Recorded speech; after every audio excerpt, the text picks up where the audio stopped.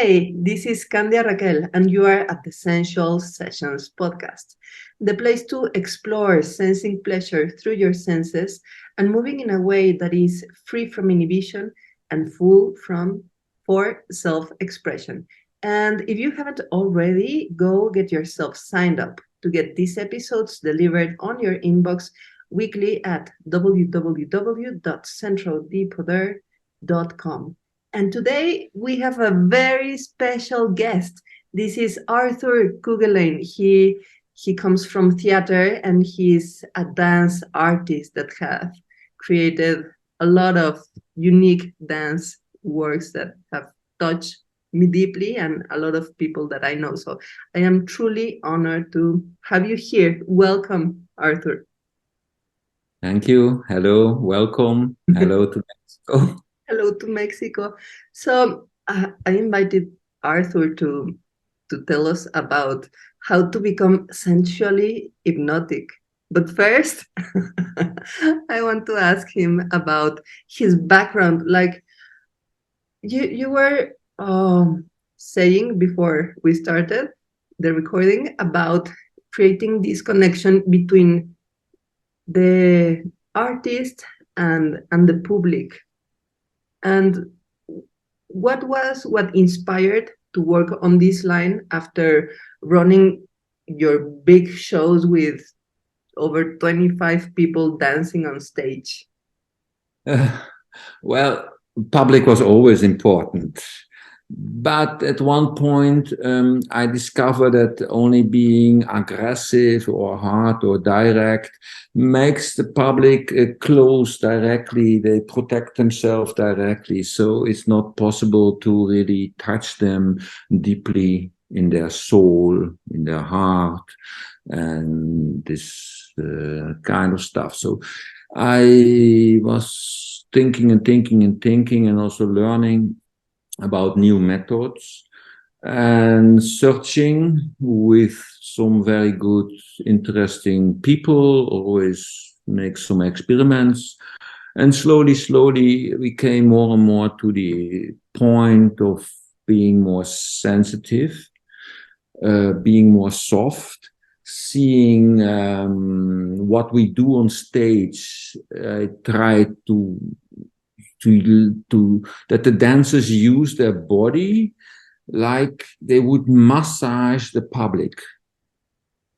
And if you get like a massage, a soft massage over a time, people don't close directly. They start to open. They start to trust you. They get more soft and open. And if you then want to say something or really bang or clutch, they're open, they're not protected.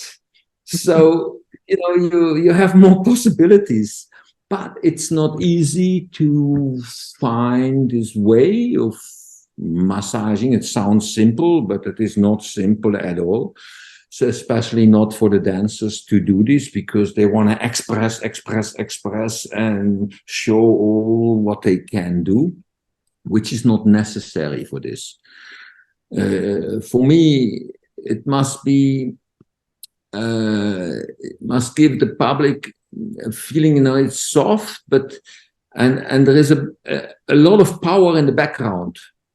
And there we come on the point of hypnosis. I came on this hypnosis because I see people under hypnosis. They are open. You can tell them anything and manipulate them and so on. And it was for me very important to manipulate in some way the public to let them go out of the theater with different things in their mind as what they came in. So maybe they have been aggressive against some stuff in the world, and after they're more soft or more open or see more diversity. Yes. So all this stuff came together. But to be on the also to hypnotize somebody, you cannot make a mistake in your movement, because when you have, for example, the pendule, yes, it goes, and as long as the pendule goes, you get in hypnosis. But as long as the pendule makes a black, back, you're out of the hypnosis. You can start again. So there was very sensitive work in the rehearsal room with the dancers and as well with the musicians. They all need to fit in the system without getting boring. Without That's getting boring. And yes. that is very challenging, and not to fall themselves into the hypnosis and fall asleep. Yeah. Yeah. But in fact, I had some simple methods for this, and just think about sex. It's all about sex. And as long as you're doing sex, you think about sex, you think about virtual sex with the public, you're all the time kind of busy. And it's in we also I taught him also, my dancers always like sex. This is not by getting the orgasm directly, but trying to keep it as long as possible. And that's the intention, not the orgasm, but because after it's finished. Yes. So always try to keep the tension, keep the tension, keep the tension, keep the tension. And even when there's no orgasm, no problem. But the tension, that's it, what keeps the public as well in tension. They live with you. And so that was more or less the topic of the work. And so we slowly work on this on different projects, and some went better, some went not so good. But overall, I think I achieved a good style, a good method, which I worked on all around the world, from Mexico to China, Europe, wherever. Kosovo. Kosovo, yeah, it's in Europe. Yes, all over the world, literally. Yes, I am amazed how I am 41 years old, and I think I saw the first of your dancers maybe 20 years ago. Yeah. And I still have this felt sense of the experience. Like, how come an experience of 1 hour is still alive in my body? And I didn't forget. And actually, here in Mexico, and my friends, we're super fan of your works. And I was just telling Arthur that I have one friend that lives in Basel, Switzerland, that was super excited, telling me that she saw a dance where one of the characters was dancing with a chair, and suddenly, like, the dancer was in this kind of rhythmic, hypnotic movement with a chair, and that she actually felt that she was the chair, and she was like with the dancer, and the dancer was making out with the chair, and she had like this strange fascination, and also like kind of weird feelings, if that amounted to an infidelity to her boyfriend, because I mean the body doesn't lie, and and yeah, that made me very curious. And I still recall being part of the public watching Just Mio, and there was a moment when I found myself moving in my chair. Like, now I understand, I was being massaged. So I was moving in, in the chair of the theater, and I was like, wow, this is interesting. Maybe because I am a dancer and I am connecting with what's going on. But then I turned to my side. My grandma came with me to the show. And not only my grandma, but everybody in the theater was dancing too, like, and that is something I had never seen anywhere in dancing, nor in painting, only in concerts. Like, you have Mick Jagger Yeah. singing over there, and you dance. Yeah. But this is different. This is like a unique movement language that bypasses our predominant discursive thinking that is always analyzing everything. So now I get it. Is this pendulum effect that kind of softens you, kind of create this predictability that makes you feel safe, because you know that after swinging to one side, the pendulum is going to swing to the other side. So okay, there's no problem. and the dancers move in this like repetitive way, but it's not boring because slowly there's like this merging into another shape in the Exactly. rhythm, Yes, and that's so interesting. yeah. And Well, exactly this changement of the movement, um, very difficult also for the dancers to really to do it in a good way, to find a very soft changement where public, if it goes in a very good way, the public don't realize that it is changed. Just at one point they say, oh, they changed, but I have not seen how they changed. And that's for me very important to keep this hypnosis going on, and as well bringing everybody in a new shape all the time. I think we could show in share screen a little bit of this movement. I have here Kopflos, one of my favorite. Do you So mind if we share a you little? go ahead, you go ahead. Okay, let's show. This is a delight.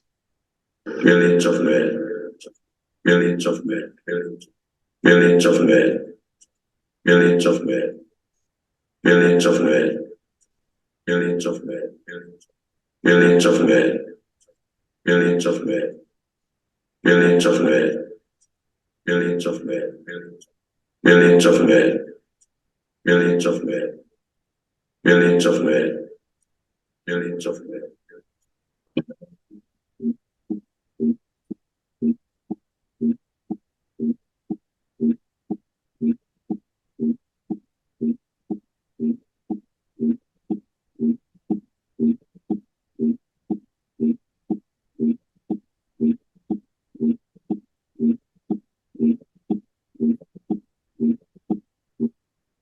Yes, I could watch your dances over and over, and also like Well, yeah, that was a nice piece. It was for a ballet gala in Switzerland, and it really divides the public it in really two. divides the public into.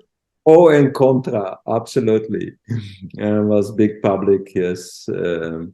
But many people love the show, and because of this show, I got big invitations to China, because it was just a short show, but they really loved the movements and so on. And no, that was a good work also from the two dancers. They were very sensitive, but we were lucky. We had 3 weeks time to do a 10-minute show, which is for me, more as I usually have on time. So I could really go in the details. But yeah, it was good one. Yeah. A good one. I like this firm point of view, and I believe that everyone should have a strong point of view because that's what authenticity and self-expression is about. Like if you're speaking what you really mean, that it's gonna be divisive. Either people like it or they don't like it, and people is often so afraid to be pleasing. But if you please everyone, then something lukewarm comes out.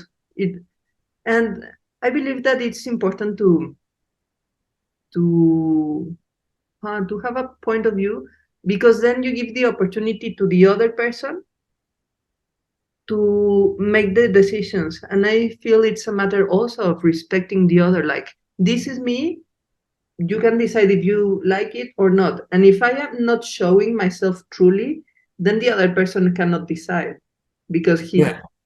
not getting the For information. me, I try to make also quite a minimal dance, which give a maximum of visions in the public's mind. Yes, yes. I wanted to ask you about that because, for example, with the chair, it's not the chair, it's not what the dancer is doing with the chair, it's the whole story that the public makes in their head. Yeah, So exactly.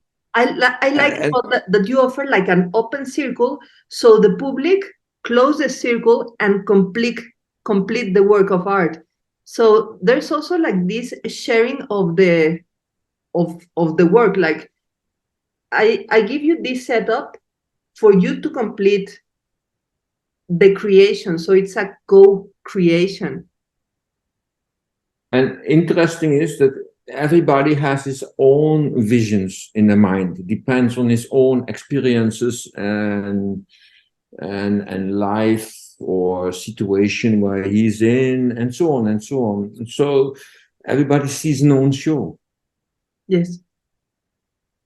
And that's for me also a very sensitive point, because not with everything you can bring the people these visions in the mind. You have to know, for my work is not hyper accepted in the dance world, because Really? I'm not working with all the modern dance movements and floor movements and this and this and that. I just use a little bit of it, just for me, what is necessary to keep the tension and to give a good changements and so on. But like this, it's very special method I'm using, and not what normally the dancers learn in all these dance academies. Yes. So But the professional dancers have to adapt me. yes, They really have to get rid of all the know-how. the know-how and the noise. But I feel that I am surprised that your work is not accepted so much. And yeah, because then we come back to this strong point of view that tends to be divisive. But what I get from my public perspective, it's tremendously rich, because I get to be part of what's going on in there. So it's like a communion, almost like a ritualistic celebration. And normally what I get as a public is like an amusement. Like I am entertained. Like, yeah, I am entertained. Like I could bring my popcorns and eat them and like, wow, they are doing super complex stuff. But what I get is that the choreographer and the dancers are giving me a discourse. Like they are lecturing me on their view of the world. And for me, Yeah. being highly rebel, it's like, well, thank you, but I may listen, I may get inspired, but it's like very hierarchical. Like I am here up on the stage with all these skills, and you that don't have the skills, or you are down in the public, I am telling you this. And my experience with your work is an horizontal experience. It's It's something exactly what I want. Yeah. I yeah. want the public to be part of the show. So it's like a unity, public and the persons on stage, they connect with each other and celebrate together the Yes, evening. And yes, not yes. one part is looking on the other part like you look on television. Exactly, Um, exactly, exactly. It's not a flat screen, but there's this real communication going, and it's not from the entitled position of the discourse. And now that we are talking, I really can tell that over time, your works and the ones from Marie Chuginar that I saw on Holland also 20 years ago, and some Graham infused movements are the only dances that I recall, even though I have seen dances from the best companies and choreographers in the world, including the Cirque du Soleil. And I might recall, and I can list as things that technically impress me, but I don't feel anything like. It's very hard to say, but coming back to the analogy of sex, there lots of so-called art is kind of rigid. It's like void of this openness and availability to let something special, unique, maybe scary happen at the encounter. Because a lot of people, dancers and artists, are like shield and closed behind the armor of their technique, and they are imposing their views. And true intimacy, whereas it be in the bedroom or talking with the neighbor or in a dance, is something human. It's something horizontal, and I believe that this is this is unique, and I feel it really fulfills this transformation mission of art, because I have only seen one of your dances live, and here I am 20 years after asking you what happened then, because it touched the body, and I feel we as a culture and a society are thirsty, hungry for this humanness, because we have become so numb of our sensitivity. And like even in intimacy, like everything is about orgasm, because everything in our culture is about the end gaining, the end goal, and we bypass the process. And if we bypass the process, we are not going to get to the goal. So we push and push and push, and here we are in this chaotic apocalyptic world of now. That's it's not easy today to find the people who are willing for such methods, because they have not learned it as well. The society is in another state today. And it's, to me, I will see what I can do in the future. I'm still trying. I still will do things, maybe also with non-dancers, just people from the street, that always on the same mind. In fact, I did it also already before I made dance. I was doing things in the theater, but they were much more spectacular from the whole setup. But I have to see how future goes, But of course, I'm happy with the things I've done. There is not so much material about my shows, not very good videos, but a few, and people still watching them, and I still receive, like from you, some messages, and people, it's in the mind. That's for me already very important. So I'm happy to get some results out of this sensitive work.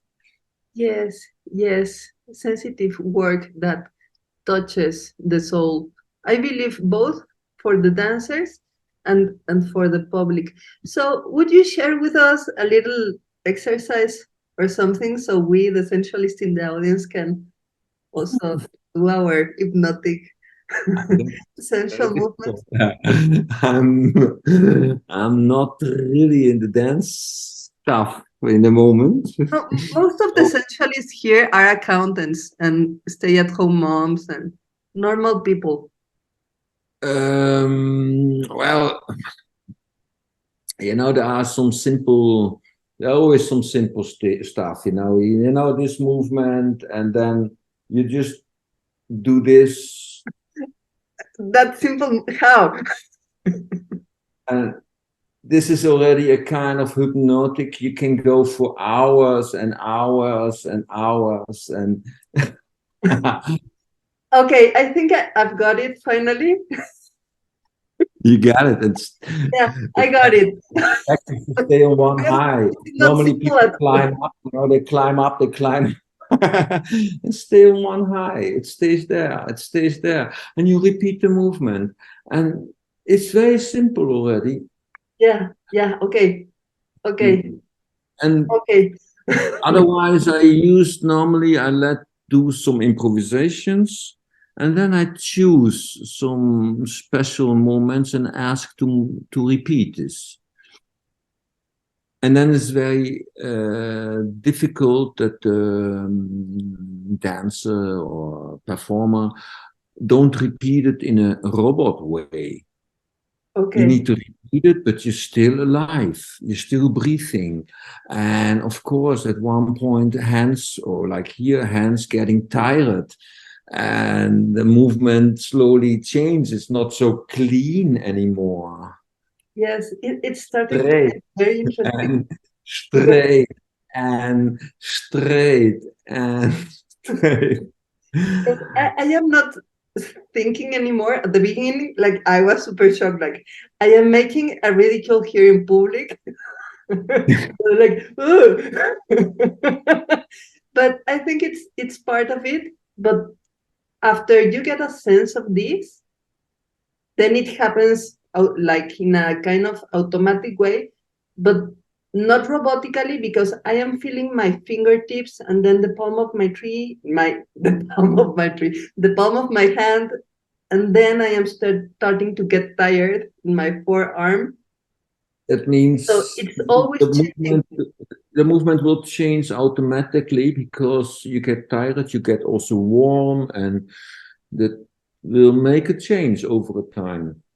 And I try to work with this a lot, not with his hands, but I just show you this because it fits in the screen. Yeah. And it's especially in the beginning with the performance and dancers very difficult for them. Repeating is like a robot doing all the time the same thing, and for me it's not. I think always about the fact you stand up every morning, you brush your teeth, you have your breakfast, and you have the whole every day kind of a ritual you're going through.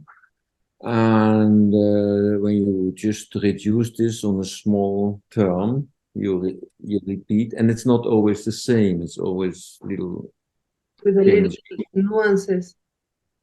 Wow, now I can do it and talk and pay attention. Very good. And listen. Yeah, I watch your dances and I was part of the public, but now I'm getting the sense of it.